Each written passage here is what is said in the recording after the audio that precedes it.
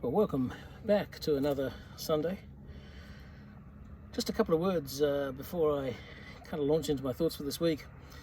I did want to explain that I don't want to look for a high-tech production. I know there's a school of thought that says that to produce anything by video you've got to spend lots and lots of money, and yet that seems to me, in a world where there's so much poverty, to be counter to what the Christian community stands for, the high-tech and the slick. I just don't think that's what we're on about. So if I haven't got great microphones and great recording gear, my apologies if that is a point of pain to you.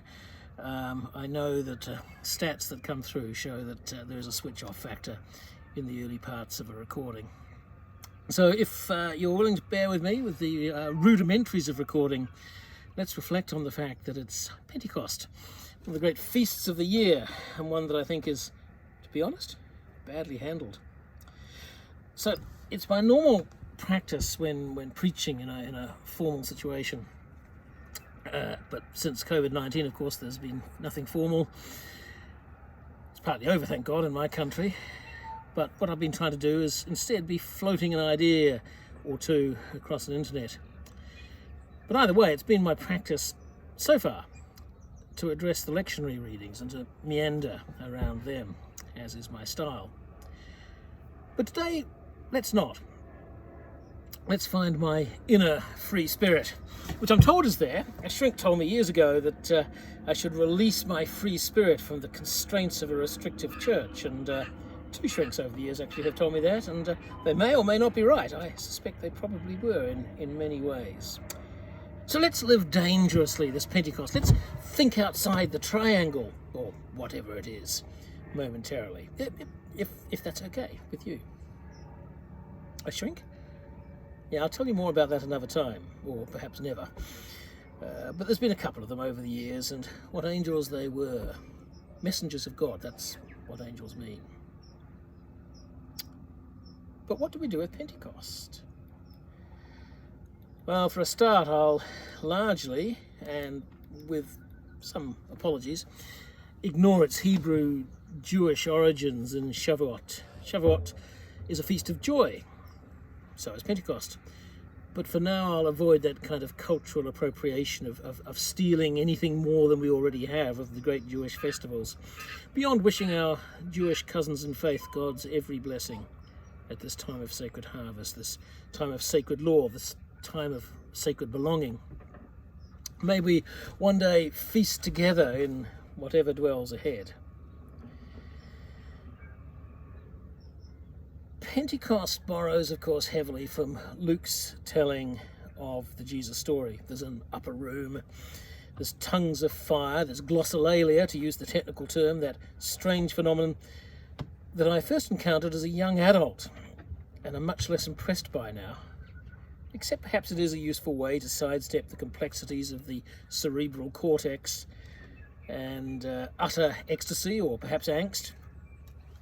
Maybe that's not a bad thing. I'm not quite sure that the contemporary understanding of Pentecostal tongues in so many churches is what was intended by Luke. Who knows? I'm open to being wrong. But for Luke, the first Pentecost was a powerful, twofold, symbolic moment. It was a reversal of the ancient tale of the Tower of Babel, because there human beings sought to build this tower up to the heavens. And then God got grumpy in the book of Genesis. He knocks the tower down, God knocks the tower down, and confuses human languages into the myriad mishmash that now covers the face of the earth. We might at this moment acknowledge too the way in which many of these languages have been eradicated in the name of colonialization, forcing indigenous peoples to speak English or Spanish or Dutch or Portuguese. And that was never to be the way to recreate the Garden of Eden on earth. We can only lament the deep destruction that has been wrought in the name of progress, so-called. But to come back to Luke, for this highly symbolic moment, and I've no idea what really happened in that upper room. He uses very symbolic language. He gives us a very skeletal outline. But this highly symbolic moment that Luke refers us to was a reversal of Babel and the beginning of the outreach of the gospel community, the Jesus gospel community, if I can put it that way, from Jerusalem to the ends of the earth. John tells a different story. He has Jesus breathing on the quite bewildered disciples, I think, filling them with that breath of eternity, that breath of the Creator God, filling their lungs as God indeed filled the lungs of Adam in the Garden of Eden. So for John, a new creation begins in that moment. The Spirit is called close to and indeed into us. As we let her, we can put blocks up. Is called in to enable us to be what we tend not to be, a people of love. For John, where there is love, there is the Spirit of God, the Spirit of Christ, and she is at work in human lives. Manifesting Christ, manifesting the love and the justice and the compassion that is available in the person and the work of Jesus. What Pentecost is not, I'm about to say, in opposition to 2,000 years of Christian history and tradition, what Pentecost is not is the birth of the church. Well, it can be argued both ways, but I want to be a little provocative here. Certainly not if the church is the people of God. If the church is the body, the hands, the feet of Christ on earth, then that preceded and reaches beyond those first explosive, seemingly exponential outreaches from the upper room and there from Jerusalem through the Roman Empire. I don't want to be dogmatic about this, or maybe I do, but if we limit our understanding of Pentecost to the birth of the church, then we run the risk of deifying the church. If we use this image too carefree. You may be aware that there is a traditional Christian doctrine coined by Cyprian of Carthage in the 3rd century, often referred to in its Latin, extra ecclesiam nulla salus. What it means is, outside the church there is no salvation. I'm pretty sure that wasn't an accurate assessment of the matter, even in his century, the 3rd century, but it became downright dangerous once the church and the state got into bed together.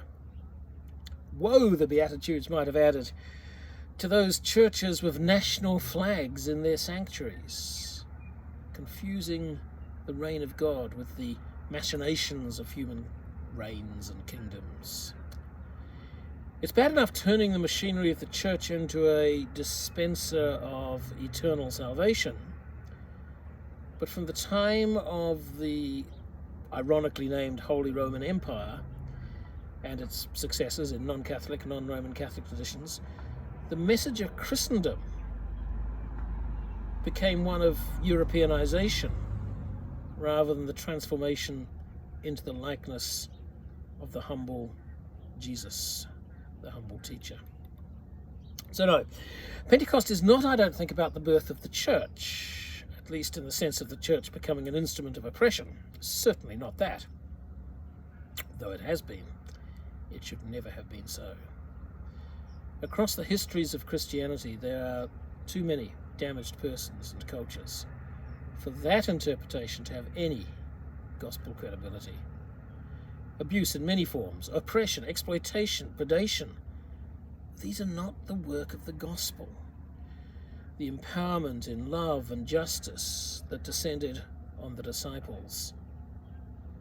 The oppressions and the exploitations by the church in its many forms and many false forms, is not the continuation of John's locked room or Luke's upper room or Mark's frightened women at the tomb or Matthew's sky-staring disciples on a mountain near Galilee. There are incalculable numbers of those who remain extra ecclesiam, outside the church, for very good reason, for whom the scar tissue of exploitation and abuse is just impenetrable. And yet, I'm for one a person who needs this great unwieldy beast, the institution. I use the word beast with full awareness of Yeats and the book of Revelation and their warnings about that figure. But I for one need the disciplines of the visible church. I need the disciplines even if COVID-19 has reminded me that the church and its gatherings and even its rites, which I love, are not in themselves the gospel. Outside of these, there is still the God who I would find, the psalmist reminds me, even if I descend to the depths of hell. If I had to be honest, Terry Waite and others' experience warned me of this years ago. I have seen liars and manipulators rewarded by the church. I've seen abusers ignored by the church. I've seen predators protected by the church. And we're all painfully aware of that. But that's not the end of the story. If it were, I wouldn't be stumbling on, hoping that from within the structures of the church something called salvation can be found. If darkness were the end of the story, not specifically within the church, but certainly there as well, I would not still be in its embrace. And yet, at its best, I do see this stumbling array of individuals and institutions mumbling something that is love, justice, and a hope that reaches even beyond the locked rooms and locked hearts of human beings, even beyond mortality. I do see lives, not least my own, transformed by this breath of God that infiltrates locked rooms and locked hearts. I've seen silliness proclaimed in the name of the Spirit of Pentecost. I've referred before to those who I once discovered felt it was their gift to crawl and bark in the name of Jesus. I'm sure it was catharsis, and that in itself is no bad thing.